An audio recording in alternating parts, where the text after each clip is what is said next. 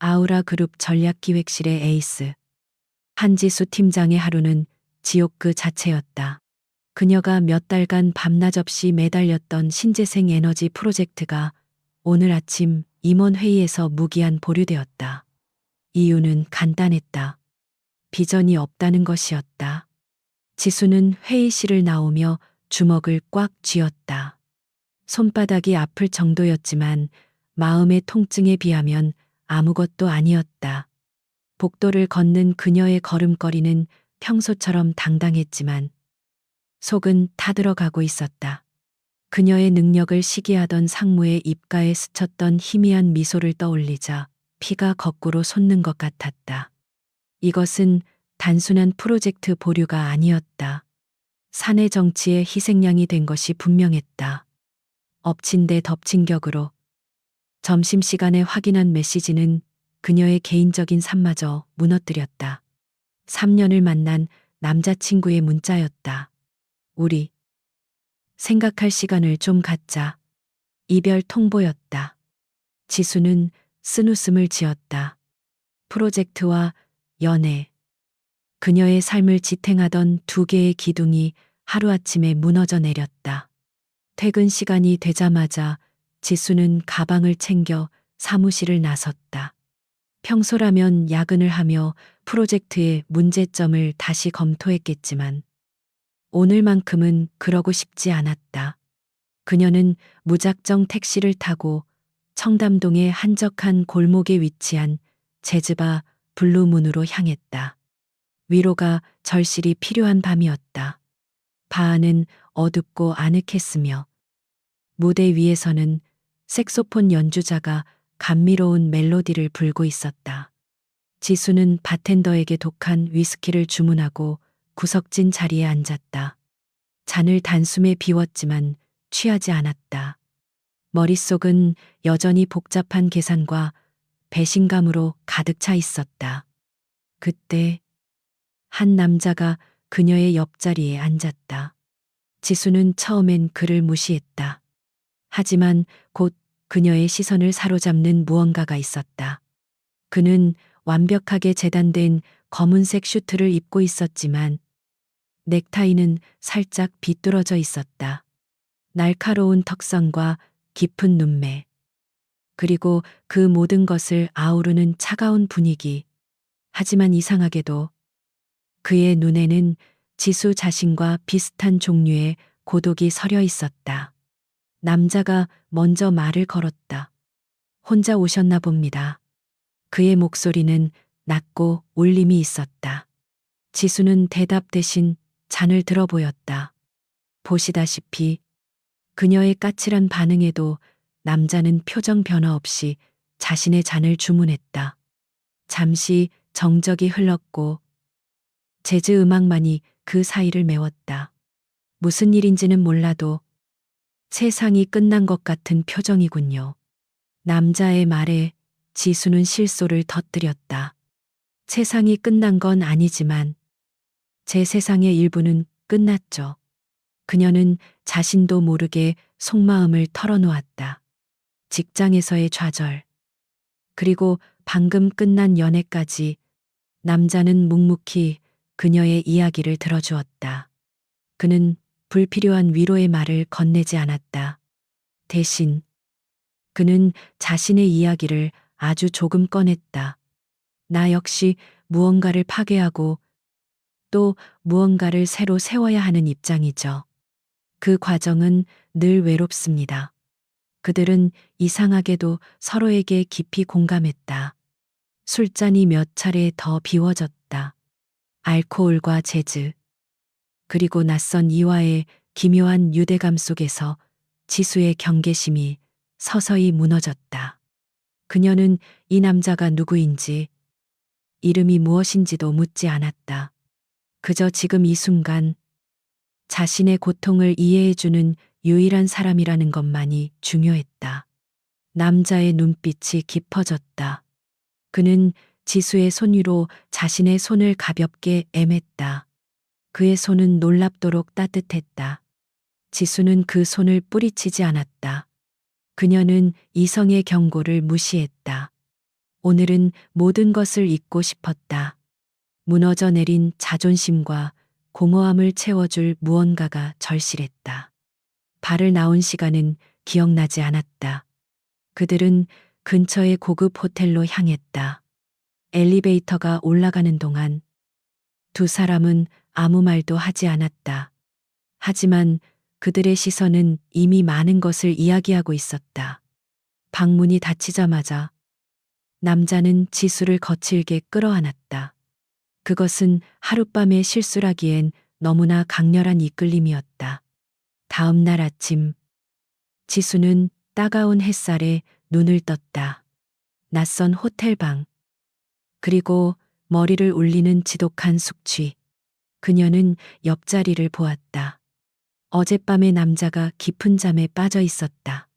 어둠 속에서 보았던 것보다 훨씬 더 날카롭고 강인한 인상의 소유자였다. 그의 이름조차 몰랐다. 순간 엄청난 후회와 자기 혐오가 밀려왔다. 한지수, 완벽주의자, 전략기획실의 에이스가 고작 하룻밤의 충동을 이기지 못하고 낯선 남자와 잠자리를 가졌다. 그녀는 조용히 침대에서 빠져나와 흩어진 옷을 챙겨 입었다. 남자의 얼굴을 다시 볼 용기가 없었다. 지수는 도망치듯 호텔을 빠져나왔다. 차가운 새벽 공기가 그녀의 뺨을 때렸다. 어젯밤의 일은 그저 끔찍한 악몽으로 묻어버리기로 결심했다. 그녀는 휴대폰을 확인했다. 부재중 전화나 메시지는 없었다. 그녀의 추락에는 아무도 관심이 없었다. 회사에 도착한 지수는 억지로 정신을 가다듬었다. 화장실에서 찬물로 세수를 하고 메이크업을 수정했다. 거울 속의 자신은 피곤해 보였지만 적어도 프로페셔널한 모습은 되찾았다. 오늘은 신임 CEO가 부임하는 첫날이었다. 최악의 상황에서도 그녀는 자신의 자리를 지켜야 했다. 오전 10시 전 직원이 대강당에 소집되었다. 분위기가 심상치 않았다. 새로 부임하는 CEO가 구조조정 전문가, 업계에서는 파괴자로 불리는 인물이라는 소문이 파다했다. 아우라 그룹의 실적이 악화되면서 오너 일가가 결국 칼을 빼어든 것이었다. 지수는 불안한 마음으로 단상 위를 쳐다보았다. 인사팀장이 신임 CEO를 소개했다. 아우라 그룹의 새로운 도약을 이끌어 주실 강태준 대표이사님이십니다. 강당의 모든 조명이 단상으로 쏟아졌다. 그리고 한 남자가 무대 위로 걸어 나왔다. 완벽하게 재단된 슈트, 차가운 표정, 그리고 날카로운 턱선. 지수의 심장이 바닥으로 떨어지는 것 같았다. 그녀는 숨을 쉴 수 없었다. 온몸의 피가 차갑게 식어버렸다. 무대 위에 서서 냉정한 눈빛으로 직원들을 훑어보는 저 남자. 어젯밤 그녀와 하룻밤을 보낸 그녀가 이름조차 묻지 않았던 바로 그 낯선 남자였다. 강태준. 그가 마이크 앞에 섰다. 그의 시선이 객석을 천천히 훑었다. 그리고 정확히 지수와 눈이 마주쳤다. 그의 눈빛에는 단 한순간의 동요도 놀라움도 없었다. 그는 마치 그녀를 처음 보는 사람처럼, 아니, 그저 존재하지 않는 사물을 보는 듯한 차가운 시선으로 그녀를 지나쳤다. 지수는 깨달았다. 이것은 악몽이 아니었다. 어젯밤의 실수는 단순한 하룻밤의 일탈이 아니었다. 그것은 그녀의 새로운 상사, 그녀의 경력을 소나기에 쥔 남자와의 만남이었다. 그녀는 이제 도망칠 곳이 없었다. 대강당에서 나온 지수는 거의 비틀거렸다. 등줄기에는 식은땀이 흘렀지만 사무실로 돌아오는 내내 그녀는 아무것도 생각할 수 없었다. 머릿속이 하얗게 비어버린 것 같았다. 그녀의 팀원들이 걱정스러운 얼굴로 그녀를 바라보았지만 지수는 애써 태어난 척 자리에 앉았다. 사무실 전체가 파괴자의 등장으로 술렁였다. 모두가 인터넷 검색을 통해 신임 CEO 강태준의 악명 높은 이력을 확인하고 있었다. 그가 거쳐간 회사들은 모두 혹독한 구조조정을 겪었다. 하지만 지수에게는 그런 정보보다 더 끔찍한 현실이 있었다. 그가 바로 어젯밤의 남자라는 사실, 그리고 그가 자신을 알아보았지만 철저히 무시했다는 사실. 그 차가운 눈빛은 경멸이었을까? 아니면 단순한 무관심이었을까? 지수는 입술을 깨물었다. 어느 쪽이든 최악이었다. 그녀는 자신의 가장 치욕스러운 순간을 직장 상사에게 들켜버렸다. 잠시 후 비서실에서 긴급 이메일이 도착했다. 신임 대표이사 주재, 각 본부장 및 팀장급 이상 긴급 전략회의. 10분 후 대회의실. 지수의 심장이 다시 쿵쾅거리기 시작했다. 피할 수 없는 순간이 생각보다 빨리 왔다. 그녀는 재킷을 여미고 보고서 파일을 챙겨들었다. 대회의실의 공기는 무겁게 가라앉아 있었다. 아우라 그룹의 핵심 임원들이 딱딱하게 굳은 표정으로 자리를 지키고 있었다. 강태준은 이미 상석에 앉아 있었다. 그는 대강당에서보다 훨씬 더 위압적이었다. 방 안의 모든 공기를 그가 통제하는 것 같았다. 지수는 최대한 눈에 띄지 않는 구석자리에 앉으려 했다. 하지만 그녀가 자리에 앉기도 전에 태준의 시선이 정확히 그녀를 향했다. 어제 호텔방에서 보았던 그 깊은 눈이 아니었다. 날카로운 칼날처럼 그녀의 전문성을 꿰뚫어 보는 듯한 시선이었다. 그는 그녀를 쳐다보며 아무 말도 하지 않았다. 그저 지수가 자리에 앉을 때까지 시선을 고정했다. 지수는 얼굴이 화끈거리는 것을 느꼈다. 그는 분명히 기억하고 있었다. 그리고 지금 이 순간, 그는 그녀가 얼마나 불편한지 즐기고 있는 것일지도 몰랐다. 태주는 회의 시작 정각이 되자마자 입을 열었다. 시간 낭비할 필요 없으니 본론부터 말하겠습니다. 그의 목소리는 어젯밤 제즈바에서 들었던 부드러운 톤과는 완전히 달랐다. 건조하고 냉혹하며 어떤 감정도 실려 있지 않았다. 아우라 그룹은 현재 침몰 직전의 배입니다. 여러분은 그 배 위에서 현실 안주라는 파티를 즐기고 있었고요. 그는 준비한 자료를 스크린에 띄웠다. 적나라한 적자 그래프와 시장 점유율, 하락 데이터가 임원들의 얼굴을 창백하게 만들었다. 저는 이곳에 자선 사업을 하러 온 것이 아닙니다. 회사를 살리기 위해 왔습니다. 그러기 위해서는 살을 도려내는 고통이 따를 겁니다. 그는 살을 도려낸다는 말을 아무렇지 않게 내뱉었다. 회의실의 온도가 몇 도는 더 내려간 것 같았다. 그는 각 본부의 실적을 하나하나 거론하며 문제점을 지적했다. 그의 분석은 무서울 정도로 정확했다. 몇몇 본부장들은 변명을 늘어놓으려 했지만 태준의 날카로운 반박에 입을 다물어야 했다. 그는 숫자로 말했고 감정은 철저히 배제했다. 지수는 손에 땀이 차는 것을 느꼈다. 곧 전략기획실 차례가 올 것이었다. 그녀의 프로젝트, 그녀가 모든 것을 걸었던 그 프로젝트의 운명이 그의 입에 달려 있었다. 그녀는 제발 자신의 이름이 불리지 않기를, 그가 자신을 잊어주기를 바랐다. 하지만 태준의 시선이 다시 그녀에게 향했다. 그리고 전략기획실, 한지수 팀장, 그녀의 이름이 불리자 지수는 심장이 멎는 것 같았다. 그녀는 천천히 자리에서 일어섰다. 모든 임원들의 시선이 그녀에게 고정되었다. 신재생 에너지 프로젝트. 보고서 잘 읽었습니다. 태준의 목소리는 얼음장처럼 차가웠다. 결론부터 말하죠. 이 프로젝트는 당장 중단합니다. 자원 낭비이자 실현 가능성 없는 환상에 불과합니다. 그 말은 지수의 가장 아픈 곳을 찔렀다. 그것은 단순한 프로젝트가 아니었다.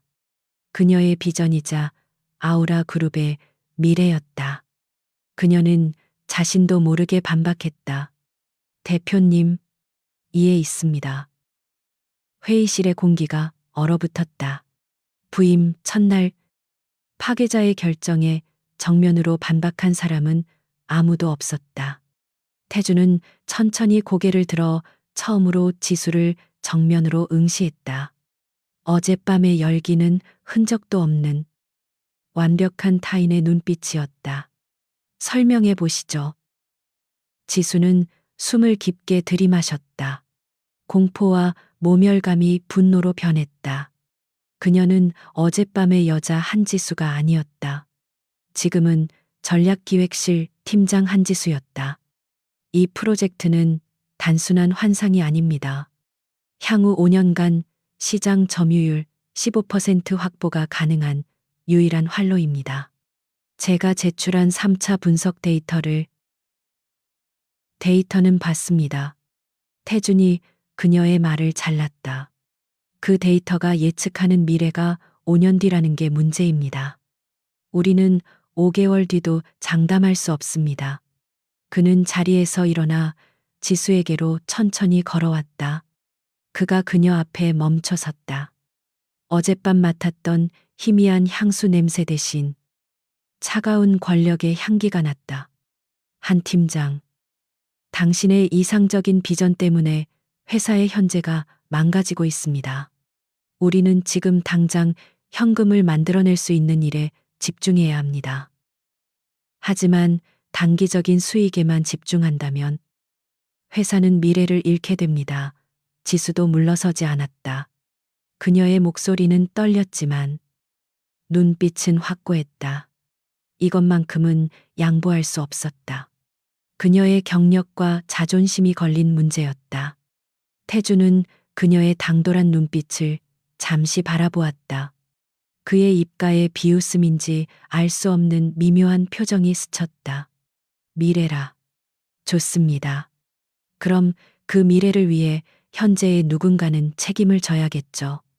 그는 회의실을 둘러보며 말했다.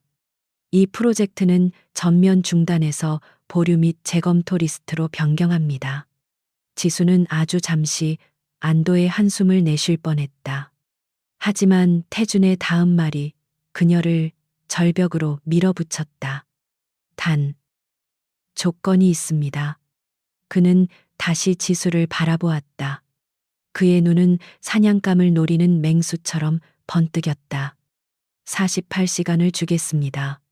48시간 안에 이 프로젝트가 1년 이내에 즉각적인 수익을 창출할 수 있다는 것을 증명하는 수정 보고서를 제출하십시오. 지수의 얼굴이 하얗게 질렸다.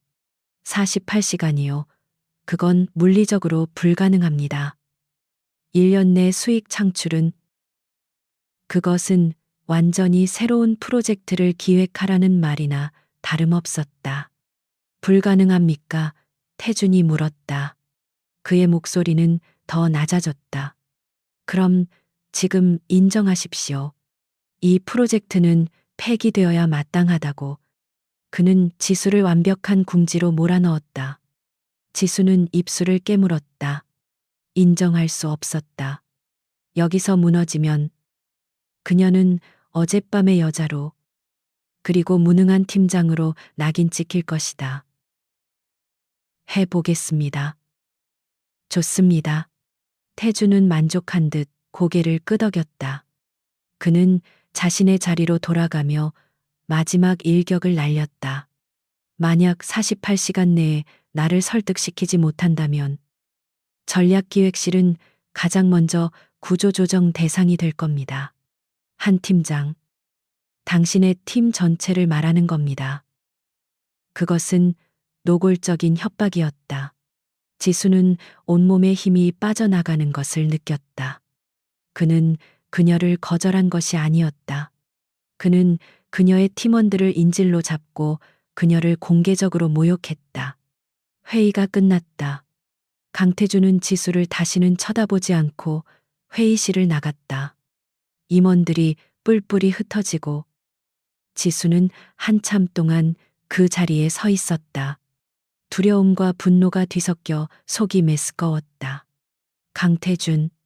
그는 그녀가 만났던 그 어떤 상사보다 잔인했고 교활했다. 그리고 그는 그녀의 가장 큰 약점을 쥐고 있었다. 전략기획실로 돌아온 지수는 말 그대로 전쟁을 선포했다. 48시간. 그녀의 팀 전체가 걸린 시한부 생명이었다. 팀원들은 사색이 되어 그녀를 바라보았다.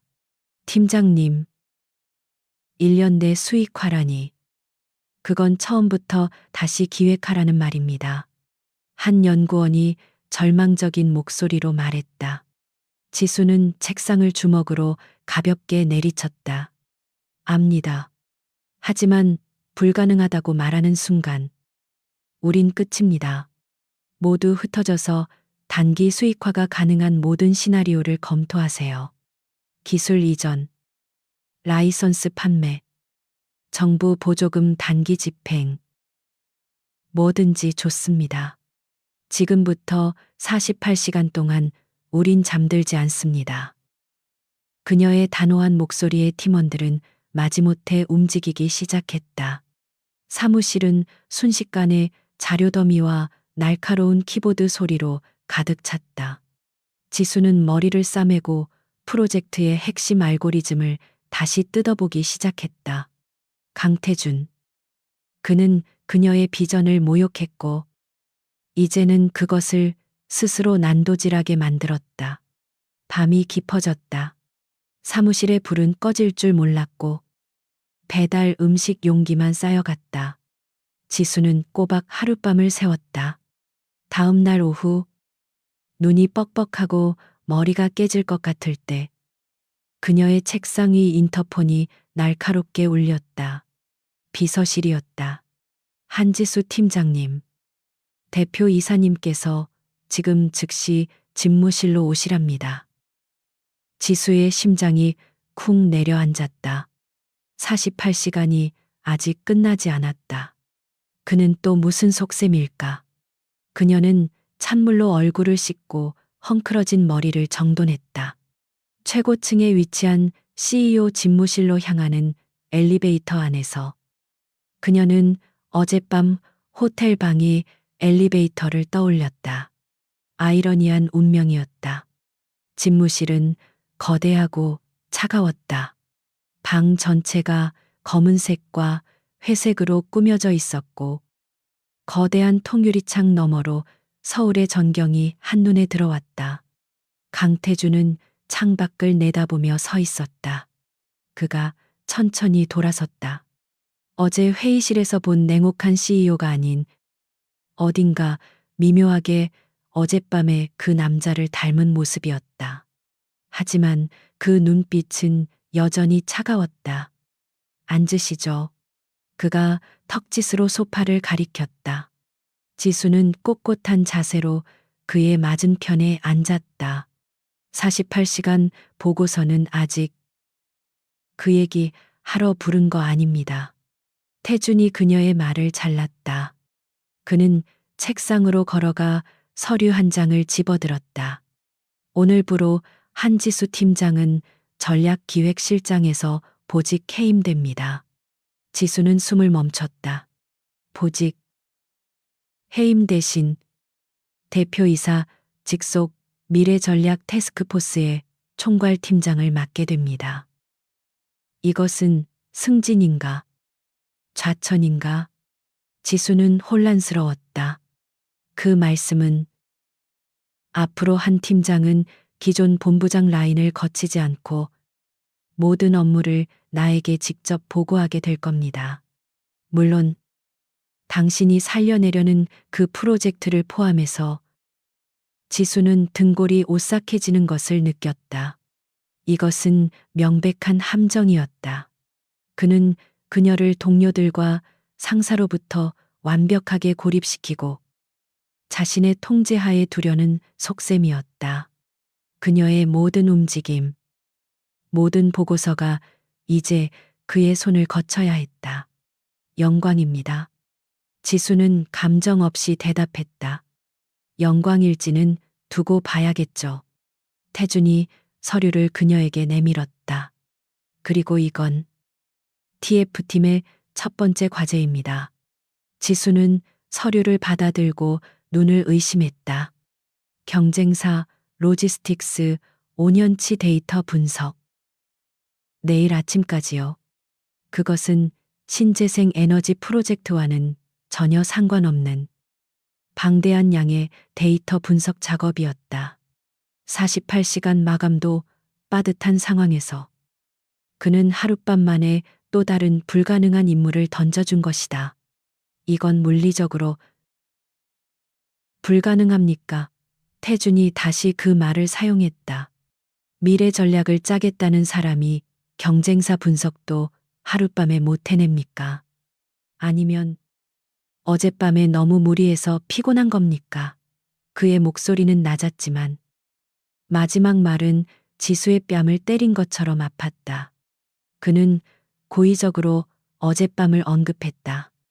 그녀의 사적인 실수를 무기로 삼아 그녀의 전문성을 공격하고 있었다. 지수는 피가 거꾸로 솟는 것을 느꼈지만 분노를 억눌렀다. 아닙니다. 하겠습니다. 좋습니다. 나가보세요. 그는 다시 창밖으로 시선을 돌렸다. 지수는 서류를 꽉 쥔 채 집무실을 나왔다. 문이 닫히는 순간 참았던 숨이 터져 나왔다. 그는 그녀를 시험하는 것이 아니었다. 그는 그녀를 부러뜨리려 하고 있었다. 사무실로 돌아온 지수는 팀원들에게 새로운 임무를 알릴 수 없었다. 이것은 오직 그녀에게만 주어진 형벌이었다. 그녀는 자신의 팀원들에게 48시간 프로젝트를 계속 진행하라 지시하고 자신은 새 모니터를 켜고 로지스틱스 데이터와 씨름하기 시작했다. 이때부터 지수의 이중 생활이 시작되었다. 낮에는 TF팀 총괄이라는 명목으로 강태준에게 불려다니며 온갖 잡무와 불가능한 요구에 시달렸고, 밤에는 원래의 프로젝트를 살리기 위해 팀원들과 밤을 새웠다. 이 기묘한 상황은 곧 회사 전체에 소문으로 번지기 시작했다. 봤어, 한 팀장. 요즘 매일 CEO 집무실로 불려가잖아. 무슨 일이지? 신임 CEO가 특별히 아끼는 건가? 아니면 특별히 찍힌 거겠지. 소문은 긍정적이지 않았다. 특히 지수를 눈엣 가시처럼 여겼던 CEO와 그 라인의 임원들은 노골적으로 비웃었다. 젊고 예쁜 팀장이니 CEO가 관심 가질 만하지. 근데 저러다 금방 내쳐질 거야. 파괴자 눈에 들었으니 전략기획실은 통째로 날아가겠군. 지수는 모든 것을 들었지만 못 들은 척했다. 그녀는 두 개의 전선에서 동시에 싸우고 있었다. 하나는 강태준이 던져주는 과중한 업무와 교묘한 심리적 압박이었고, 다른 하나는 그녀를 향한 동료들의 의심과 질투 어린 시선이었다. 그녀는 점점 더 고립되었다. 잠은 하루에 2~3시간밖에 자지 못했고, 식사는 거르기 일쑤였다. 하지만 그녀는 버텼다.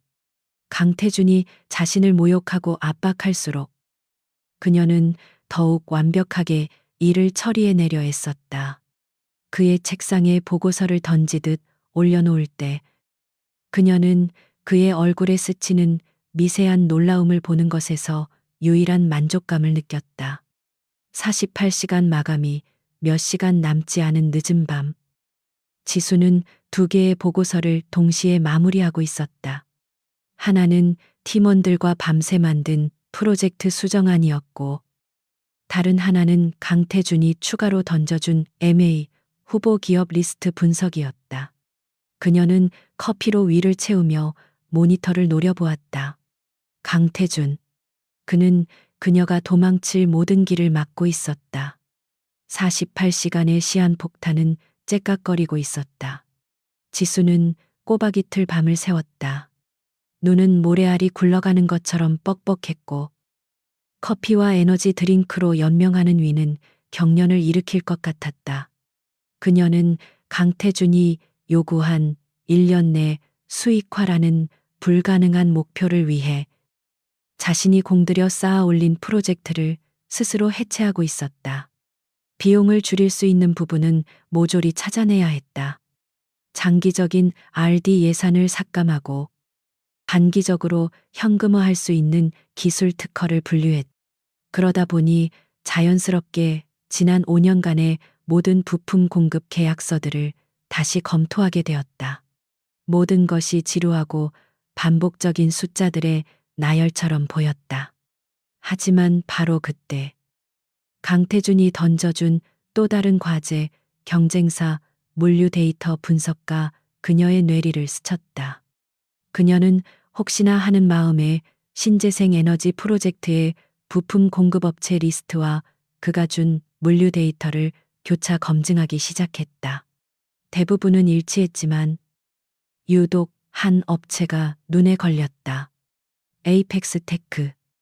서류상으로는 핵심 부품을 공급하는 중소기업이었다.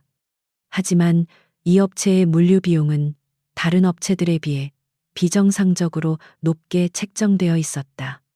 심지어 아우라 그룹의 자회사 물류 창고가 바로 근처에 있음에도 불구하고 굳이 비싼 타사 물류를 이용하고 있었다. 지수의 심장이 차갑게 뛰기 시작했다.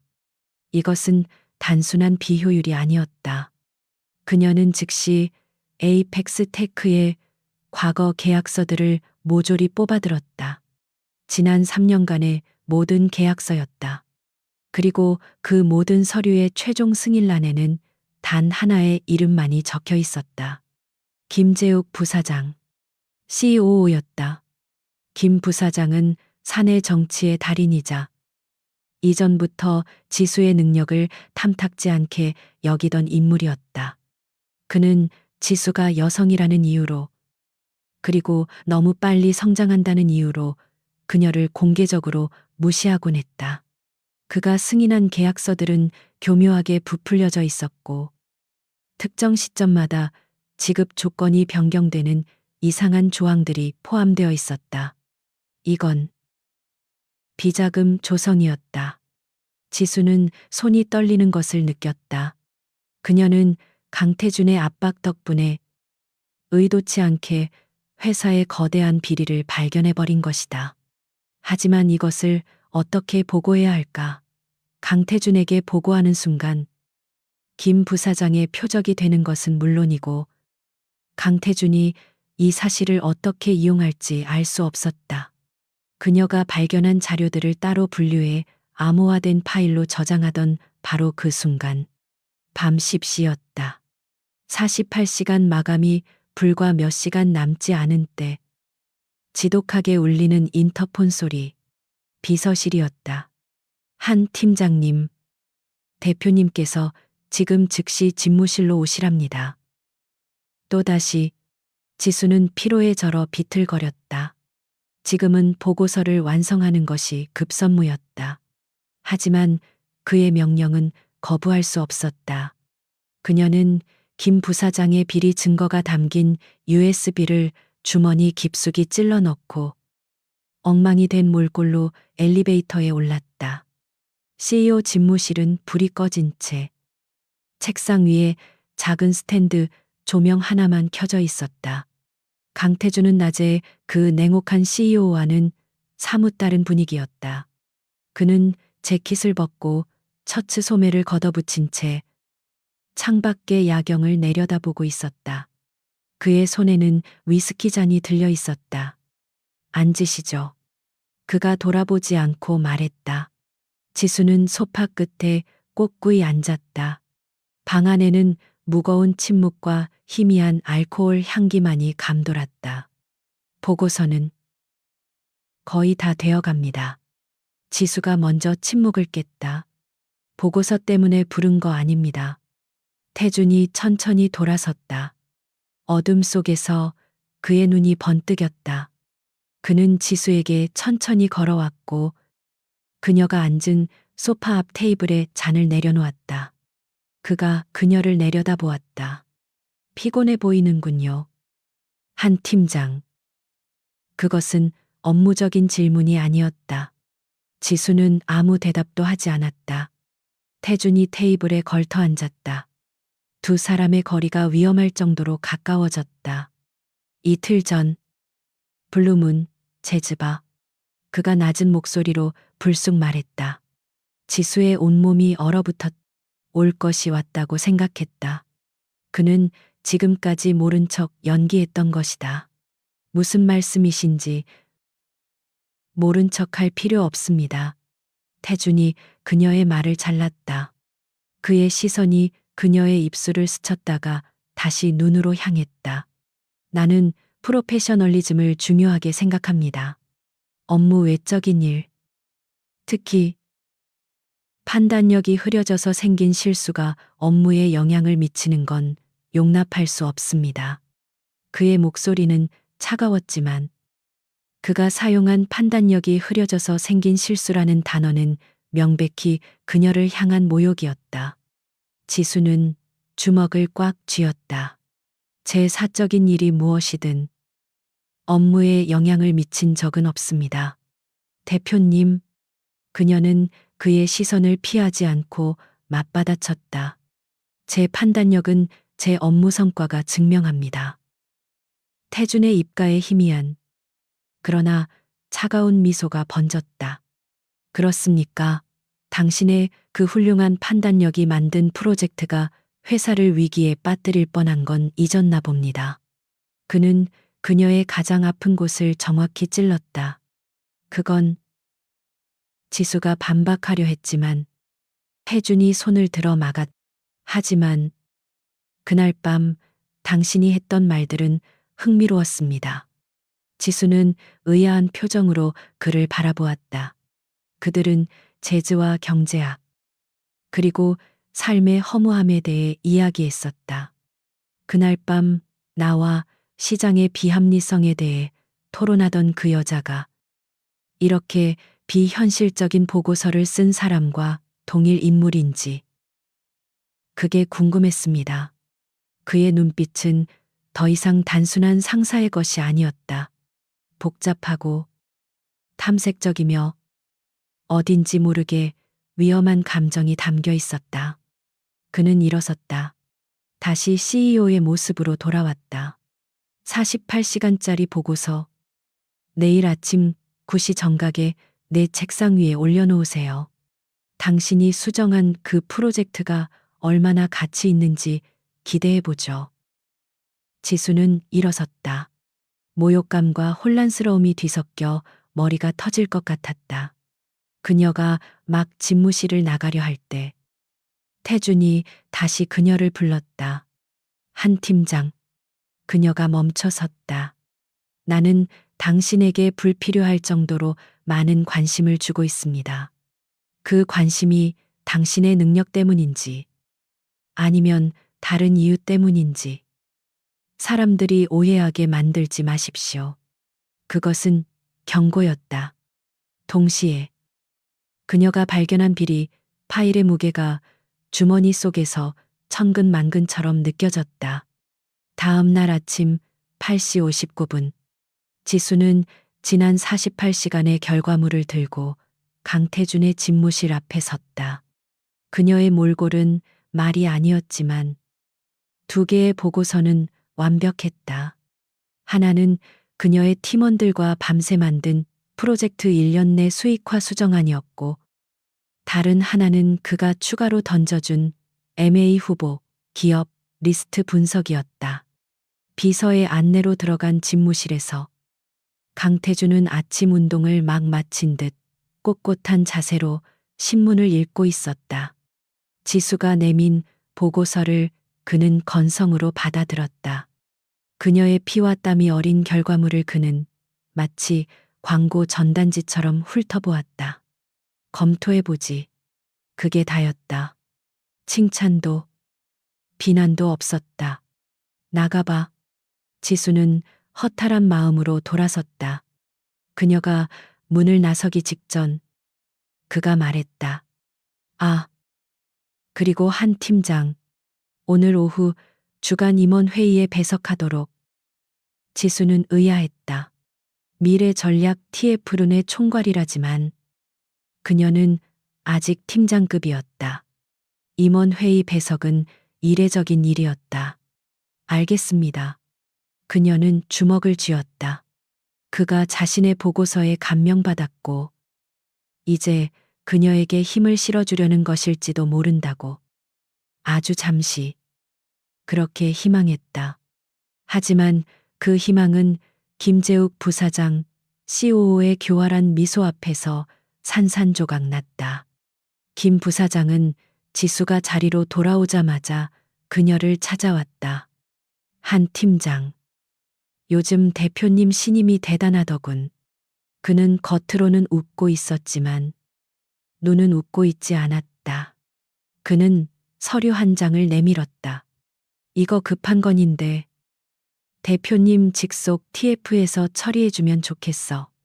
소규모 자재 구매 건인데 기존 절차가 너무 복잡해서 말이야. 서류는 간단한 구매 요청서처럼 보였다. 지수는 피로에 절어 흐릿해진 눈으로 서류를 검토했다. 하지만 이건 재무팀 승인이.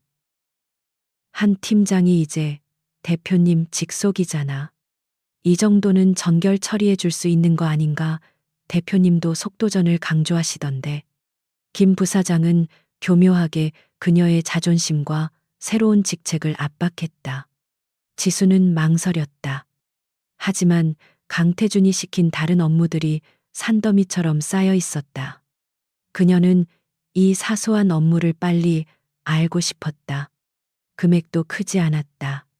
그녀는 첨부된 견적서에 예산 코드를 확인하고 서명했다. 알겠습니다. 처리해드리죠. 김 부사장은 만족스러운 미소를 지으며 돌아갔다. 지수는 그 서류를 처리하고 밀린 업무와 씨름하며 오후 임원 회의를 준비했다. 어젯밤 발견한 김 부사장의 비리 증거. USB는 여전히 그녀의 주머니 속에 있었다. 지금 보고해야 할까 하지만 확신이 없었다. 오후 3시 대회의실. 어제와는 달리 모든 임원이 모여 있었다. 지수는 맨 구석자리에 배석했다. 회의는 평소처럼 지루하게 흘러갔다. 강태준은 서류를 넘기며 무표정한 얼굴로 보고를 듣고 있었다. 그때 김재욱 부사장이 손을 들었다. 대표님, 긴급 안건이 하나 있습니다. 모든 시선이 그에게로 향했다. 회계 감사를 진행하던 중 아주 심각한 절차상 하자를 발견했습니다. 그는 의미심장하게 지수 쪽을 힐끗 보았다. 오늘 오전에 대표이사 직속 TF 명의로 승인된 지출건입니다. 김 부사장이 스크린에 지수가 오전에 서명했던 그 구매 요청서를 띄웠다. 문제는 이 서류에 기재된 예산 코드가 현재 존재하지 않는 이미 종료된 프로젝트의 코드라는 겁니다. 회의실의 공기가 싸늘하게 식었다. 지수의 머릿속이 하얗게 변했다. 그게 무슨... 즉, 김 부사장이 지수의 말을 가로막았다. 한지수 팀장이 유령 계좌나 다름없는 곳에 회사 자금을 이체하도록 승인했다는 뜻입니다. 제가 급하게 중지시키지 않았다면 큰 금융사고로 이어질 뻔했습니다. 그것은 완벽한 함정이었다. 김 부사장이 준 서류의 예산 코드는 교묘하게 조작된 것이었다. 임원들이 수군거리기 시작했다. 세상에, 대표님 직속이라더니 어떻게 저런 기본적인 실수를. 그 순간 지난 며칠간 떠돌던 소문이 회의실을 지배했다. 강태준의 총애를 받는다는 소문. 그와 부적절한 관계일 거라는 추측. 이 실수는 그 소문들의 완벽한 증거가 되어 주었다. 그녀는 능력이 아니라 다른 것으로 그 자리에 앉았다는 증거. 김 부사장은 마치 걱정스럽다는 듯이 말했다. 물론 한 팀장이 고의는 아니었을 겁니다. 아마도 너무 많은 업무에 과부하가 걸렸거나 혹은 절차에 익숙하지 않아서 그는 교묘하게 지수의 무능함을 부각시켰다. 모든 시선이 강태준에게 향했다. 그가 이 사태를 어떻게 수습할 것인지, 그가 총애하는 팀장을 어떻게 감쌀 것인지, 지수 역시 필사적으로 그를 바라보았다. 제발. 이것은 함정이라고. 최소한 변호할 기회를 달라고. 강태준은 천천히 고개를 들었다. 그의 얼굴에는 어떤 감정도 없었다. 그는 지수를 바라보았다. 어젯밤 집무실에서의 복잡한 눈빛은 온데간데 없었다. 오직 파괴자의 냉혹함만이 남아 있었다. 한지수 팀장. 그의 목소리가 회의실에 울렸다. 이 서류에 서명한 것이 맞습니까? 지수는 입술을 깨물었다. 네, 맞습니다. 하지만 그건 변명은 듣지 않겠습니다. 태준이 그녀의 말을 얼음처럼 잘랐다. 금액이 크고 자금의 문제가 아닙니다. 절차를 무시하고 기본적인 확인조차 하지 않은 것은 CEO 직속 TF의 총괄로서 자격 미달입니다. 지수는 자신의 귀를 의심했다. 자격 미달. 그가 공개적으로 그녀에게 낙인을 찍었다. 대표님, 이건 내 조직에서는. 태준이 자리에서 일어섰다. 무능함으로 회사에 손해를 끼치는 행위를 절대 용납하지 않습니다. 그게 누구든. 그는 회의실의 모든 임원을 둘러보며 선언했다. 금일부로 한지수 팀장을 미래전략 TF 총괄 및 신재생 에너지 프로젝트에서 즉시 직무 정지시킵니다. 추후 내부 감사가 완료될 때까지 대기 발령 조치합니다. 직무 정지, 대기 발령. 그것은 사실상의 해고 통보였다. 지수는 온몸에 피가 빠져나가는 것 같았다. 그는 그녀를 변호하지 않았다. 그는 함정인 것을 알면서도 혹은 모르더라도 그녀를 희생양으로 삼았다. 김 부사장의 입가에 보일 듯 말 듯 한 미소가 스쳤다. 다른 임원들은 지수를 노골적인 경멸 혹은 동정의 눈빛으로 쳐다보았다. 그녀는 완전히 고립되었다. 지수는 아무 말도 할 수 없었다. 그녀는 자리에서 일어나 비틀거리는 걸음으로 회의실을 걸어 나왔다. 문이 닫히기 직전 그녀는 강태준을 돌아보았다. 그는 이미 다음 안건 서류를 보고 있었다. 마치 그녀는 처음부터 존재하지 않았던 사람처럼. 직무, 정지. 그 차가운 단어가 지수의 텅 빈 아파트에 울리는 것 같았다. 회사에서 지급된 법인카드와 출입증은 반납되었다. 그녀의 책상은 치워졌을 것이다. 지난 며칠간 밤을 새웠던 사무실의 불은 이제 그녀 없이도 켜져 있거나 혹은 그녀의 팀 자체가 해체되었을지도 몰랐다. 지수는 소파에 멍하니 앉아 있었다. 회의실을 나오던 순간 김재욱 부사장의 희미한 승소, 미소와 강태준의 무심했던 옆모습이 머릿속에서 떠나지 않았다. 그는 그녀를 배신했다. 아니, 애초에 그녀를 믿었던 적도 없었다. 그는 그녀의 약점을 이용해 압박했고 가치가 없어지자 가차없이 버렸다. 분노가 치밀었지만 그보다 더 큰 것은 모멸감이었다. 그녀의 경력, 그녀가 쌓아 올린 모든 것이 한순간에 무너져 내렸다. 동료들은 그녀를 CEO에게 꼬리치다 버림받은 여자 혹은 무능한 낙하산으로 기억할 것이다. 그녀는 주머니에 손을 넣었다. 차가운 금속의 감촉. 김 부사장의 비리 증거가 담긴 USB였다. 함정에 빠지기 직전 그녀가 밤을 새워 찾아낸 단 하나의 무기. 지수는 USB를 꺼내 테이블 위에 올려놓았다. 이것이 그녀의 마지막 희망이었다. 김 부사장은 자신이 완벽하게 이겼다고 생각할 것이다. 그는 지수가 유령 예산 코드를 승인한 순간 그녀가 모든 것을 잃었다고 확신했을 것이다. 하지만 그는 몰랐다. 지수가 왜 그 밤에 그토록 오래된 계약서들을 뒤지고 있었는지. 지수는 자리에서 일어났다. 이대로 무너질 수는 없었다. 그녀는 지금 정직 상태였다. 회사 내부망에는 접근할 수 없었지만 그녀에게는 시간이 생겼다. 그리고 그녀의 머릿속에는 여전히 에이펙스 테크라는 이름이 선명하게 남아 있었다. 그녀는 개인 노트북을 켰다. 이것은 더 이상 회사 업무가 아니었다. 그녀 자신의 생존이 걸린 싸움이었다. 그녀는 기업 정보 분석 사이트와 공공 데이터베이스에 접속했다. 그녀는 전략 분석가였다. 그녀의 능력은 회사 서버 안에만 갇혀 있지 않았다. 그녀는 에이펙스 테크의 사업자 등록 정보를 샅샅이 뒤졌다. 예상대로 등록된 주소는 강남의 한 오피스텔. 소위 말하는 페이퍼 컴퍼니의 전형이었다. 이사 명단에 오른 이름들은 생소했다.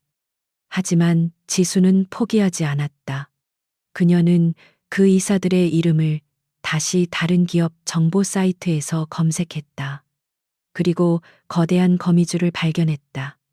그들은 에이펙스 테크뿐만 아니라 아우라 그룹의 또 다른 소모품 납품업체, 심지어는 해외 지사의 컨설팅을 맡은 정체불명의 법인들에도 이름을 올리고 있었다.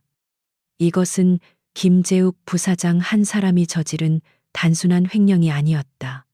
이것은 그룹의 여러 임원이 연루된 수백억 원대에 이를지도 모르는 조직적인 비자금 네트워크였다.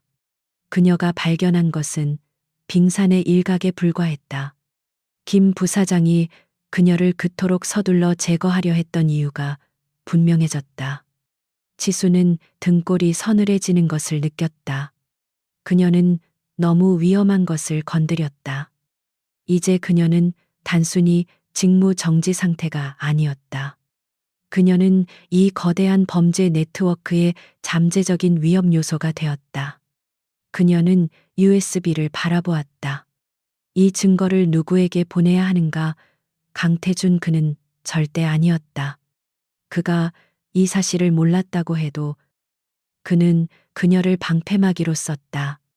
그를 신뢰할 수 없었다. 내부 감사팀. 그들 역시 김 부사장의 라인일 가능성이 높았다. 지수는 위험한 도박을 해야 했다. 그녀는 아우라 그룹의 이사회 명단을 검색했다. 내부 임원들을 제외하고 사회이사 리스트를 주목했다. 그녀에게는 외부의 힘, 이 내부의 암적인 존재들을 단칼에 쳐낼 수 있는 날카로운 칼이 필요했다. 그때 한 이름이 그녀의 눈에 들어왔다. 윤서연 이사. 전직 검사 출신으로 이사회의 얼음마녀라 불리는 인물이었다. 그녀는 주주 총회 때마다 경영진을 날카롭게 압박하는 것으로 유명했다. 무엇보다 그녀는 김 부사장이나 다른 내부 세력과 아무런 연고가 없었다. 지수는 결심했다. 그녀는 밤을 새워 새로운 보고서를 작성하기 시작했다. 이것은 신재가 아니라 아우라 그룹 내부 부패 네트워크 및 잠재적 리스크 분석이라는 제목의 고발장이었다.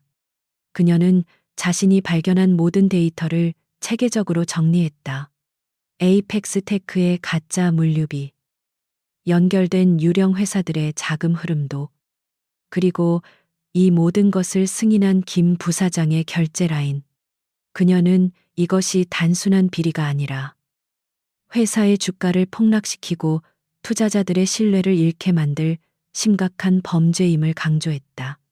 그녀는 이 보고서가 자신의 복수를 위한 것이 아니라 회사를 살리기 위한 마지막 경고임을 분명히 했다.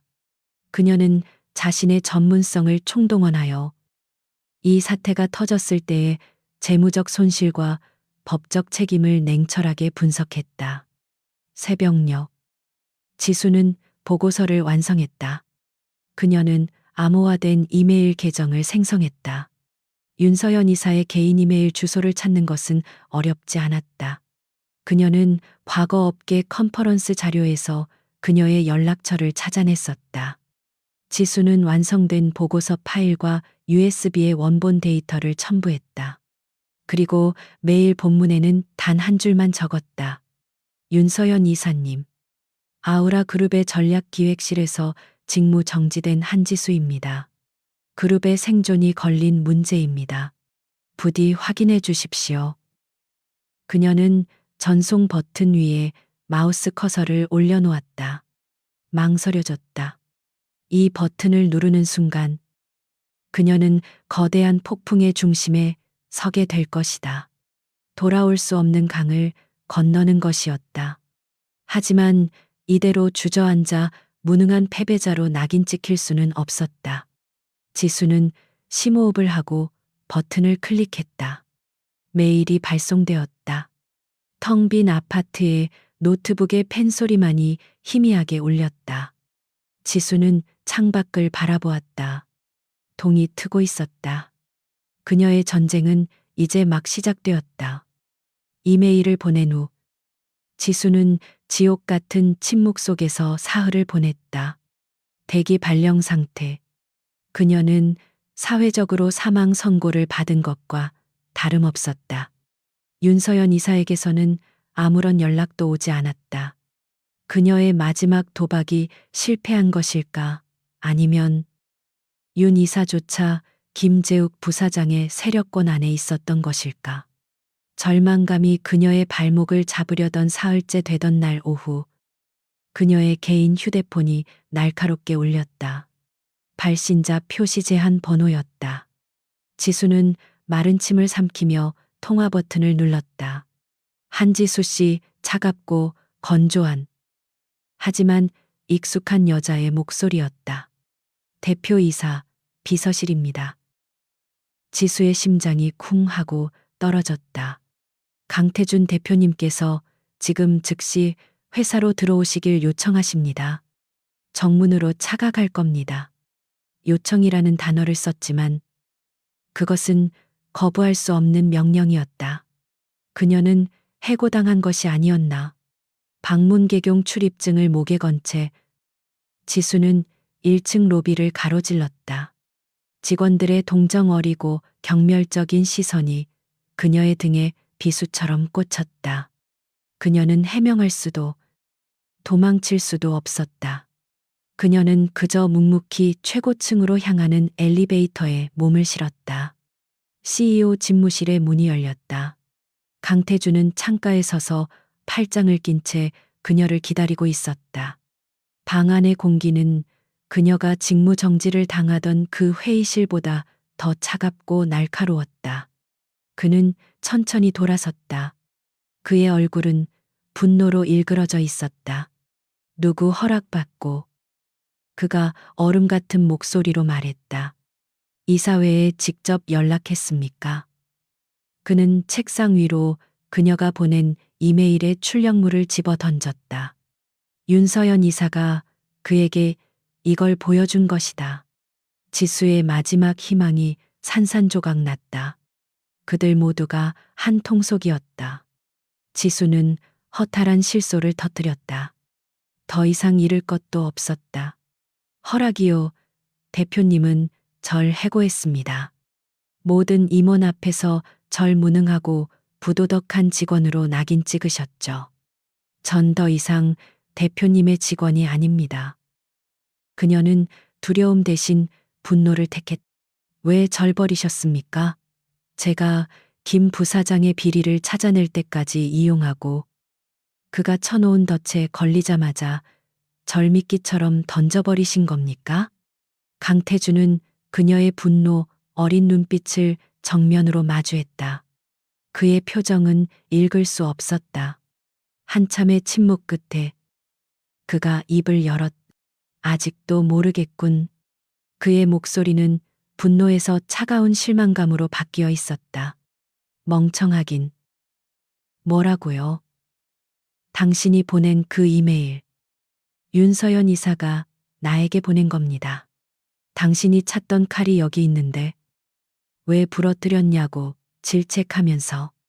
지수는 숨을 멈췄다. 이해할 수 없는 말이었다. 태준이 그녀에게 다가왔다. 내가 왜 이곳 아우라 그룹에 왔다고 생각합니까? 그가 물었. 실적 개선 구조 조정.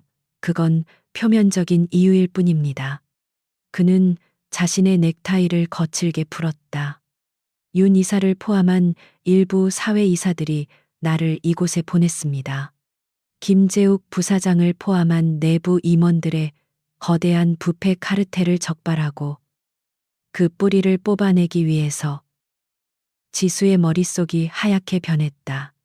그렇다면 저에게 시켰던 그 수많은 업무들, 물류 데이터 분석, MA 리스트, 그게 무작위로 보였습니까? 태준이 비웃었다. 난 당신에게 금고 열쇠를 쥐어준 겁니다. 이 썩어 빠진 회사 내부에서 그 자물쇠를 찾아낼 만큼 유능하고 집요한 사람이 있는지 확인하고 싶었지. 그녀는 그가 의도적으로 단서를 던져주었다는 것을 깨달았다. 그는 그녀를 시험했던 것이다. 그런데 왜 저를 해고했습니까? 제가 증거를 찾았는데 그녀의 목소리는 원망으로 떨렸다. 그게 당신을 살린 유일한 방법이었으니까. 태준이 소리쳤다. 그의 차가운 가면이 처음으로 깨졌다.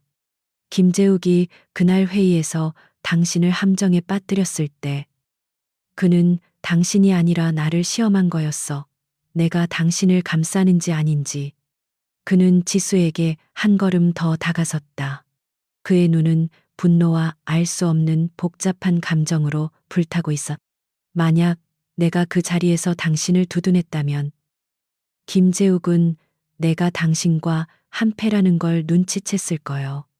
그랬다면 당신은 지금쯤 직무 정지가 아니라 실종 상태가 되었을지도 몰라. 그것은 끔찍한 진실이었다. 강태준은 그녀의 평판을 희생시켜 그녀의 목숨과 자신의 정체를 지켰던 것이다. 그녀가 겪었던 모든 모욕과 배신감은 사실 그녀를 지키기 위한 가장 잔인한 보호막이었다. 윤 이사는 당신의 보고서에 감탄했습니다. 태준이 목소리를 가다듬었다.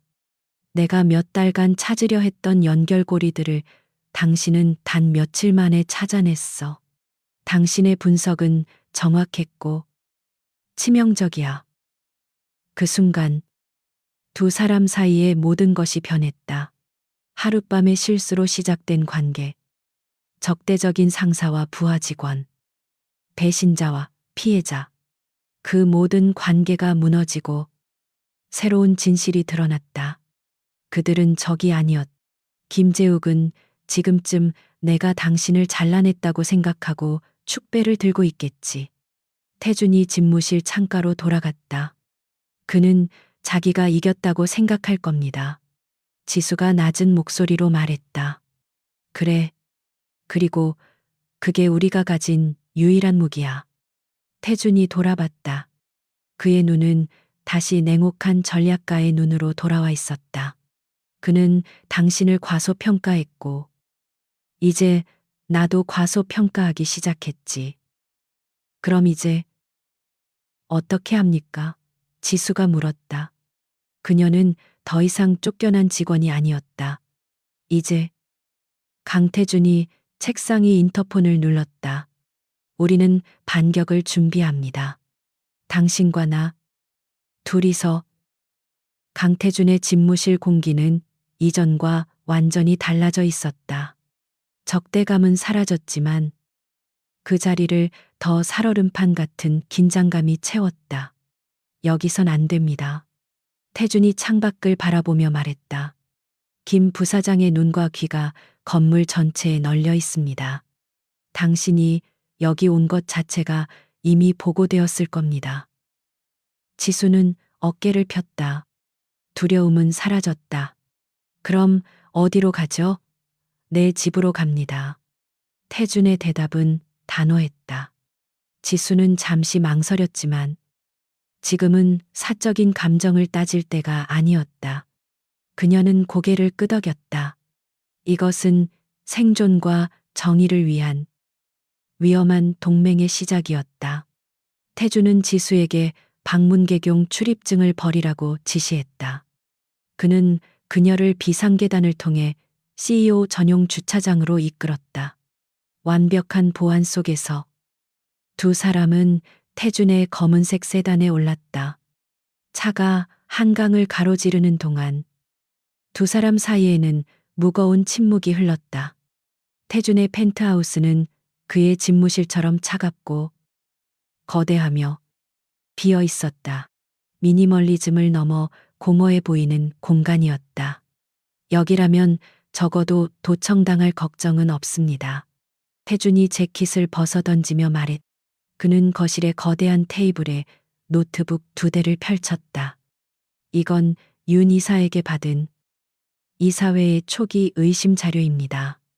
그리고 이건 지수가 자신의 주머니에서 USB를 꺼내 연결했다. 제가 찾은 김 부사장의 자금 흐름도고요. 2개의 데이터가 하나의 화면에 합쳐지기 시작했다. 그들은 적에서 공범으로, 상사에서 파트너로 변모했다. 지수는 놀라운 속도로 데이터를 분석하기 시작했다. 그녀의 손가락이 키보드 위에서 춤을 추었고 복잡하게 얽힌 숫자들은 그녀 앞에서 비밀을 토해냈다. 태주는 그녀가 던져주는 정보를 받아 전략을 짰다. 이 유령 회사들 모두 김 부사장의 천한 명의로 되어 있습니다. 지수가 화면을 가리켰다. 그리고 이 자금의 최종 목적지는 스위스 은행의 차명 계좌로 보입니다. 태주는 날카로운 눈으로 차트를 응시했다. 규모가 생각보다 훨씬 크군. 이건 그룹 전체를 무너뜨릴 수 있는 폭탄이야. 시간은 의미가 없었다. 해가 지고 다시 뜨는 것을 잊은 채 그들은 거대한 부패의 지도를 완성해 나갔다. 컵라면과 배달 커피가 그들의 유일한 식사였다. 지수는 데이터의 바닷속에서 김 부사장의 자금줄을 하나씩 낚아챘다. 태주는 그녀가 찾아낸 조각들을 모아 이사회를 무너뜨릴 시나리오를 구상했다. 둘째 날 새벽, 지수는 모니터 앞에서 거의 졸도할 뻔했다. 피로가 한계에 달했던 것이다. 그녀의 몸이 옆으로 기울어지는 순간, 태준이 그녀의 어깨를 붙잡았다. 그의 손은 단단하고 뜨거웠다. 이봐요. 그의 목소리에 드물게도 당황한 기색이 서렸다. 지수는 화들짝 놀라며 몸을 바로 세웠다. 죄송합니다. 잠시 자요. 태준이 단호하게 말했다. 최소 3시간은 자야 합니다. 무너진 병사를 전장에 내보낼 수는 없으니까. 그는 그녀에게 안방 침실을 가리켰다. 대표님은 나는 괜찮습니다. 거실 소파에서 마저 검토할 게 있습니다. 그의 명령조에 지수는 더 이상 반박할 수 없었다. 그녀는 태준의 침실에 들어섰다. 방은 그처럼 차가웠지만 이상하게도 그의 체취가 희미하게 남아있어 긴장이 풀렸다. 지수가 잠든 사이 태준은 거실에서 밤을 지새웠다. 그는 그녀가 정리한 보고서를 읽고 또 읽었다. 그녀의 분석은 완벽했다. 날카롭고 논리적이며 빈틈이 없었다. 그는 자신이 그녀를 과소평가했음을 인정해야 했다. 그녀는 단순한 에이스가 아니었다. 전사였다. 지수가 몇 시간 뒤 거실로 나왔을 때 태주는 창밖의 잿빛 새벽을 보며 서 있었다. 그의 등은 감당하기 힘든 무게를 짊어진 듯 외로워 보였다. 왜 이렇게까지 하시는 거죠? 지수가 잠긴 목소리로 물었다. 그냥 구조조정 전문가 역할만 하셔도 됐잖아요. 태주는 한참 만에 입을 열었다. 그의 목소리는 평소보다 훨씬 낮고 어두웠다. 내 아버지가 이런 놈들 때문에 모든 것을 잃었으니까. 지수는 숨을 멈췄다. 아버지는 견실한 중소기업을 운영하셨지. 하지만 대기업의 내부 부패 세력에게 모든 기술과 자금을 빨리고 결국 스스로 목숨을 끊으셨어. 그의 고백은 충격적이었다. 파괴자라는 별명 뒤에 숨겨진 것은 복수심과 정의에 대한 뒤틀린 갈망이었다. 나는 회사를 파괴하는 게 아니야. 그가 돌아봤다. 그의 눈은 붉게 충혈되어 있었다. 암세포를 도려내는 거지. 아버지를 죽인 그 암세포를. 그 순간 지수는 그를 이해했다. 그리고 자신도 모르게 자신의 이야기를 꺼냈다. 저는 증명하고 싶었어요. 제 신재생 프로젝트가 단순한 돈벌이가 아니라 정말 세상을 바꿀 수 있다는 걸. 하지만 모두가 절 비웃었죠. 너무 이상적이라고. 두 사람은 처음으로 가면을 벗고 서로의 진짜 상처를 마주 보았다. 그들은 다른 방식으로 세상과 싸우고 있었지만 본질적으로는 같은 종류의 인간이었다. 고독한 이상주의자들. 묘한 기류가 흘렀다. 그날 밤 제즈바에서의 끌림이 다시 수면 위로 떠올랐다. 하지만 이번에는 알코올이나 충동 때문이 아니었다. 그것은 서로의 영혼을 알아본 자들의 깊은 유대감이었다. 태준이 그녀에게 한 걸음 다가왔다. 한지수. 그가 처음으로 그녀의 직함 없이 이름을 불렀다. 그날 밤 호텔에서 당신은 내게 실수였을지 몰라도 그의 시선이 그녀의 입술을 스쳤다. 나는 당신이 실수이길 바랐습니다. 내 계획에 이런 변수가 생기는 걸 원치 않았으니까. 하지만 당신은 실수가 아니었어. 당신은 핵심 변수였지. 그가 손을 들어 그녀의 뺨을 감싸려던 순간 태준의 휴대폰이 날카롭게 울렸다. 윤서연 이사였다. 강 대표, 김 부사장이 움직이기 시작했어. 자금을 해외로 빼돌리려 해. 이사회를 내일 모레 긴급 소집했네. 준비됐나? 긴장이 다시 방안을 채웠다. 태주는 지수를 바라보며 전화를 끊었다. 내일 모레입니다. 준비됐습니다. 지수의 눈빛도 다시 전사의 눈빛으로 돌아왔다. 좋습니다. 태준이 마지막 보고서 파일을 열었다. 이 프레젠테이션은 내가 하지 않습니다. 지수가 의아한 표정으로 그를 바라보았다. 당신이 합니다. 한 팀장. 당신이 직무 정지당한 그 회의실에서 당신의 손으로 직접 김재욱을 끌어내리는 겁니다. 그것은 가장 완벽한 복수이자 가장 완벽한 신뢰의 표현이었다. 불가능한 동맹은 이제 하나의 칼날이 되어 적의 심장을 겨누고 있었다. 긴급 이사회가 소집된 날. 아우라 그룹의 최고층 회의실은 전쟁터의 고요함을 닮아 있었다. 김재욱 부사장을 비롯한 내부 임원들은 여유로운 표정으로 자리에 앉아 있었다. 그들은 이번 이사회가 강태준 대표의 독단적인 경영을 견제하고 윤서연 이사의 세력을 약화시키는 자리가 될 것이라 확신하고 있었다. 회의실 문이 열리고 강태준이 들어섰다. 그의 표정은 평소와 다름없이 냉철했다. 하지만 그 뒤를 따라 들어오는 인물에 모든 임원들의 시선이 고정되었다. 한지수. 직무 정지 상태로 사실상 해고되었던 그녀가 당당한 모습으로 회의실에 들어선 것이다. 김재욱의 얼굴이 순간적으로 굳었다. 이게 무슨 경우입니까? 강 대표 김 부사장의 라인에 있던 한 상무가 소리쳤다. 직무 정지 중인 직원을 이사회에 배석시키다니. 절차를 무시하는 처사입니다. 절차는 지금부터 바로잡을 겁니다. 강태준이 상석에 앉으며 차갑게 말했다. 그의 옆에는 사회이사 대표로 윤서연 이사가 배석해 있었다. 윤 이사는 얼음 같은 시선으로 회의실을 훑어보았다. 오늘의 긴급 안건은 아우라 그룹 내부의 심각한 배임 및 횡령 혐의에 대한 건입니다. 김재욱이 코웃음을 쳤다. 배임이라니요. 근거 없는 비방으로 이사회를 혼란스럽게 만들지 마십시오. 혹시 저번에 실수로 회사 자금을 빼돌릴 뻔했던 한 팀장의 말을 믿고 이러시는 겁니까? 그는 교묘하게 지수의 실수를 다시 한번 상기시키며 그녀의 신뢰도를 공격했다. 그는 이어 말했다. 솔직히 말씀드리죠. 최근 강 대표께서 한 팀장을 비정상적으로 총애한다는 소문이 파다합니다.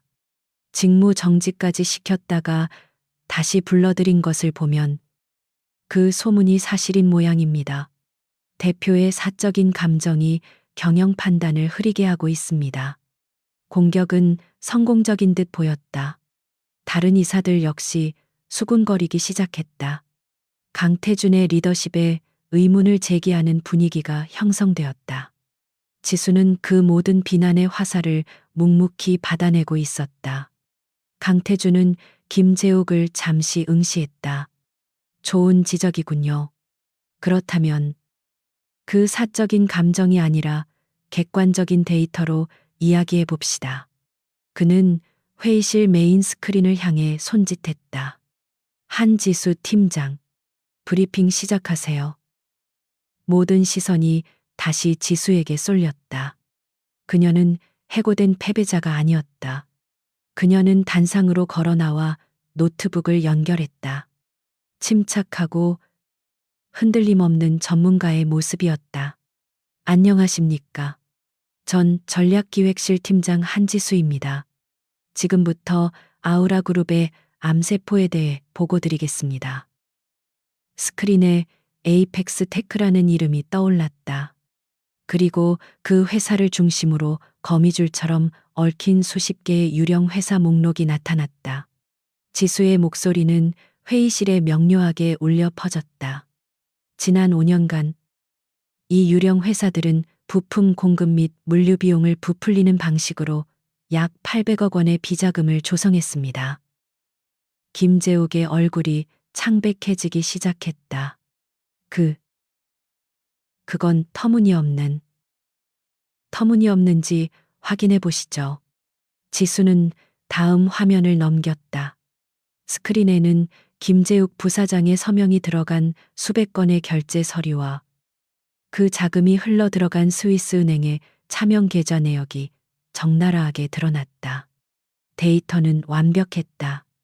그녀는 강태준이 던져준 단서와 자신이 발견한 증거를 결합하여 김재욱 일당의 범죄 네트워크를 완벽하게 재구성해냈다. 회의실은 충격적인 침묵에 휩싸였다. 김 부사장의 편에 섰던 임원들의 얼굴이 사색이 되었다. 이 모든 자료는 지수가 김재욱을 똑바로 쳐다보며 말했다. 김 부사장님께서 저에게 실수를 유도하기 위해 던져주신 그 유령 예산 코드 덕분에 찾을 수 있었습니다. 함정을 파신 덕분에 덫에 걸린 쥐가 아니라 쥐구멍을 찾아냈습니다. 완벽한 반격이었다. 김재욱은 자리에서 벌떡 일어났다. 그는 궁지에 몰린 짐승처럼 거친 숨을 몰아쉬었다. 거짓말이야. 저건 다 조작된 거야.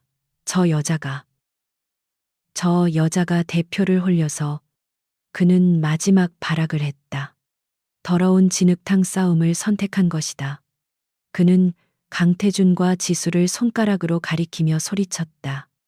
여러분, 속지 마십시오. 저 두 사람. 부적절한 관계입니다. 내가 증거를 가지고 있습니다. 회의실이 술렁였다. 김 부사장. 그만하지 못해 윤서연 이사가 소리쳤지만 김재욱은 멈추지 않았다.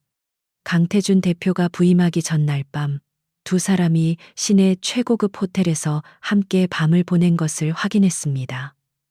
이 모든 자료는 저 여자가 대표의 침실에서 만들어낸 조작된 증거입니다. 모든 시선이 강태준에게 향했다. 만약 이 사실이 맞는다면 아무리 증거가 확실해도 두 사람의 도덕성과 보고서의 신뢰도는 바닥에 떨어질 터였다. 지수는 입술을 깨물었다. 강태준은 천천히 자리에서 일어났다. 그는 화를 내지도 당황하지도 않았다. 그는 김재욱을 지나쳐 이사들을 바라보며 입을 열었다. 네, 맞습니다. 회의실은 숨소리 하나 들리지 않을 만큼 조용해졌다. 김 부사장이 말한 대로 나와 한 팀장은 그날 밤 호텔에서 함께 있었습니다. 지수가 놀란 눈으로 그를 쳐다보았다. 하지만 그건 태준의 목소리가 회의실을 압도했다. 내가 CEO로 부임하기 전이었고 서로가 누군지도 모르는 상태였습니다. 그건 실수였습니다. 그는 지수를 바라보았다. 하지만 중요한 것은 그 다음입니다. 한지수 팀장은 다음 날 자신의 새로운 상사가 어젯밤에 그 남자라는 최악의 상황을 맞이했습니다. 김 부사장. 그가 다시 김재욱을 노려보았다. 만약 당신이라면 그 상황을 어떻게 이용했겠습니까? 그녀는 나를 협박할 수도 있었고 그 약점을 이용해 자신의 프로젝트를 통과시킬 수도 있었습니다. 하지만 그녀는 그렇게 하지 않았습니다. 오히려 그 누구보다 정면으로 나와 맞섰고 자신의 능력을 증명하기 위해 싸웠습니다. 태주는 이사들을 향해 돌아섰다. 나는 그날 밤 때문에 한 팀장을 신뢰한 것이 아닙니다. 그날 밤의 실수에도 불구하고 자신의 원칙과 전문성을 지켜낸 그녀의 강직함 때문에 그녀를 신뢰한 겁니다. 그녀는 내가 가진 약점을 쥐고도 오직 실력으로만 승부한 유일한 사람이었습니다.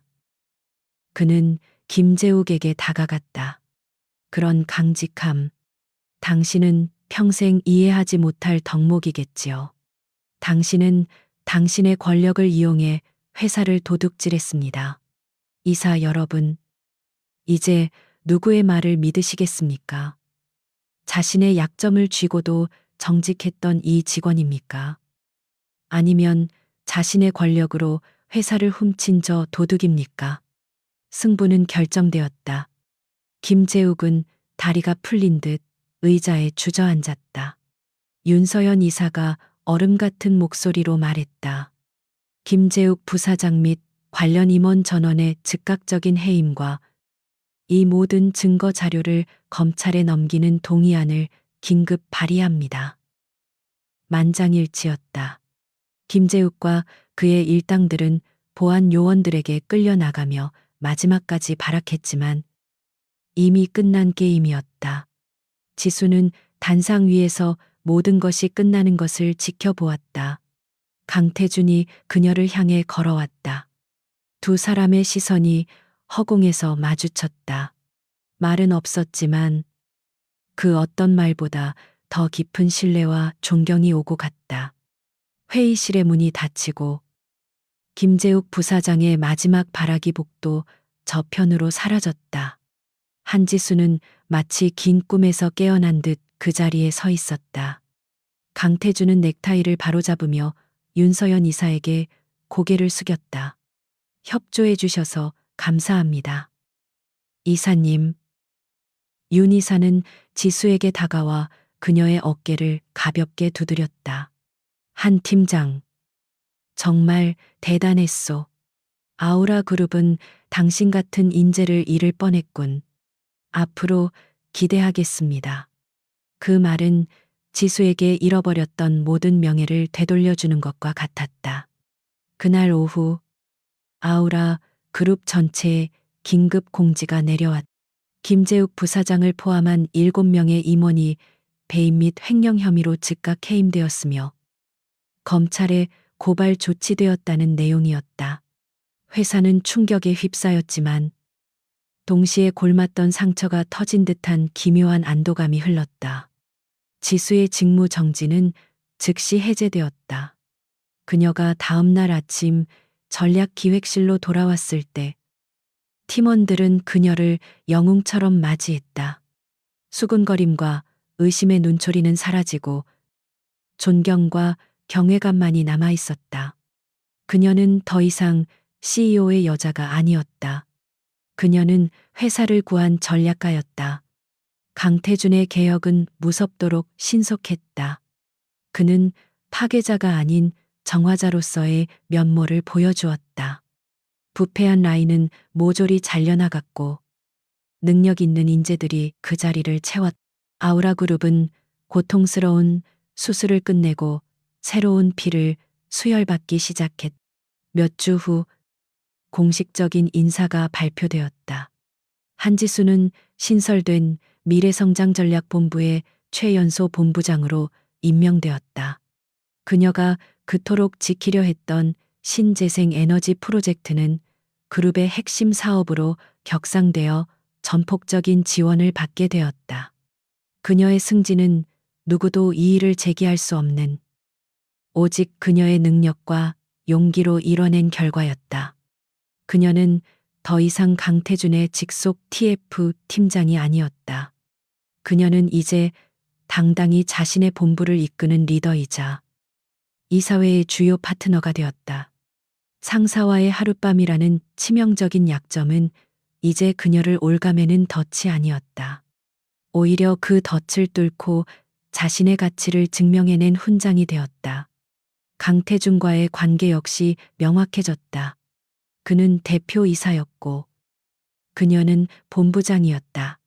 공적인 관계. 그 이상도 이하도 아닌 듯 보였다. 두 사람의 관계는 완벽한 프로페셔널리즘으로 되돌아간 듯했다. 회의에서 그들은 날카로운 의견을 주고받았지만 그 눈빛에는 이사회장에서 확인했던 깊은 신뢰가 깔려 있었다. 그들은 이제 서로의 능력을 가장 잘 아는 파트너였다. 모든 폭풍이 지나가고 한 달이 흘렀다. 회사는 빠르게 안정을 되찾았고 지수는 새로운 본부를 이끄느라 정신없이 바빴다. 그녀와 강태준은 공식적인 회의 외에는 거의 마주치지 않았다. 그는 다시 완벽한 CEO의 가면을 썼고 그녀 역시 완벽한 본부장으로 행동했다. 그러던 어느 금요일 저녁 지수가 마지막으로 사무실을 나서려 할 때 태준에게서 개인 메시지가 왔다. 발신자는 강태준이었다. 대표이사라는 직함이 빠진 이름이었다. 잠시 시간 있습니까? 집무실 말고 옥상 정원에서 보죠. 옥상 정원은 그동안 폐쇄되어 있다가 최근에야 다시 개방된 곳이었다.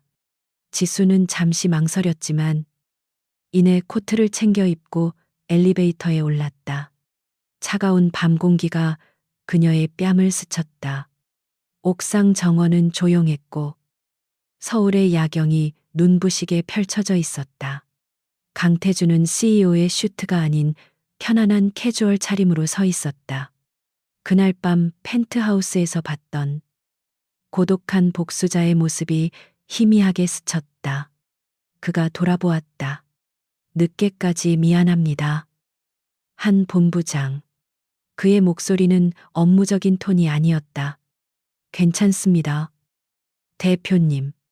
지수 역시 아직은 공적인 태도를 유지했다. 태준이 그녀를 돌아보았다. 그의 눈빛은 더 이상 상사의 것이 아니었다. 그날 밤 재즈바에서 만났던 그 남자의 눈빛이었다. 이제 그 호칭은 잠시 내려놓죠. 그가 그녀에게 다가왔다. 두 사람 사이에는 적당한 거리가 유지되었지만 긴장감은 이전과 다른 종류의 것이었다. 한지수 씨. 그가 그녀의 이름을 불렀다. 그동안 내 계획에 당신을 끌어들여 미안했습니다. 그는 진심으로 사과했다. 당신을 직무 정지시켰던 그날, 회의실을 나가던 당신 표정을 잊을 수가 없습니다. 당신을 보호할 유일한 방법이었지만, 당신에게는 가장 잔인한 방식이었죠. 그것은 그의 첫 번째 진솔한 사과였다. 지수는 고개를 저었다. 이해합니다.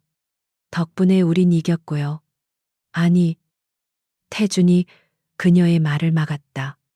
최선의 선택이었지만 가장 비겁한 선택이기도 했습니다. 당신의 명예를 담보로 내 계획을 성공시켰으니까 나는 당신에게 큰 빚을 졌습니다. 그는 잠시 침묵했다. 그리고는 펜트하우스에서 미처 다하지 못했던 고백을 이어갔다. 그리고 나는 그날 밤 블루문에서 만난 여자를 잊지 못했습니다. 내 모든 계획을 뒤흔들 만큼 강렬했던 유일한 변수를. 차가운 CEO의 모습은 온데간데 없었다. 오직 한 남자가 서 있었다. 모든 것이 끝났습니다. 김재욱도 사라졌고 회사는 정상 궤도에 올랐습니다. 더 이상 상사와 부하 직원이라는 함정은 없습니다. 적어도 나는 그렇게 믿고 싶습니다. 무슨 말씀을 하고 싶으신 겁니까? 지수가 물었다. 그녀의 심장이 조용히 그러나 강하게 뛰기 시작했다. 그녀는 그의 대답을 예상하고 있었지만 직접 듣고 싶었다. 처음부터 다시 시작하고 싶습니다. 태준의 목소리는 진지하고 조금은 망설이는 듯했다. CEO 강태준이 아니라 남자 강태준으로서, 전략본부장 한지수가 아니라 여자 한지수 씨에게, 우리에게 제대로 된 시작을 할 기회를 주시겠습니까? 지수는 그를 바라보았다. 그녀의 인생을 지옥으로 밀어넣었다가 다시 구원해준 남자. 그녀는 더 이상 그에게서 도망칠 필요가 없었다. 그녀는 이제 도망칠 이유도 없었다. 그녀는 스스로 선택할 수 있는 위치에 있었다. 좋아요. 지수의 대답에 태준의 얼굴에 처음으로 안도와 기쁨이 섞인 미소가 번졌다. 그 미소는 그를 완전히 다른 사람처럼 보이게 만들었다. 그는 조심스럽게 그녀의 손을 잡았다. 그날 밤 호텔에서 잡았던 것과는 다른 존중과 애정이 담긴 따뜻한 손길이었다. 빠져나갈 수 없다. No escape. 지수는 처음 이 상황에 처했을 때 느꼈던 절망을 떠올렸다. 그 제목은 저주처럼 그녀를 올감했다. 하지만 지금은 달랐다. 이것은 덫이 아니었다. 그것은 벗어나고 싶지 않은 운명이라는 이름의 강력한 이끌림이었다. 두 사람은 서울의 화려한 야경 아래 비로소 서로를 마주보며 진정한 첫걸음을 내디뎠다. 지독했던 악연은 그렇게 필연이 되었다.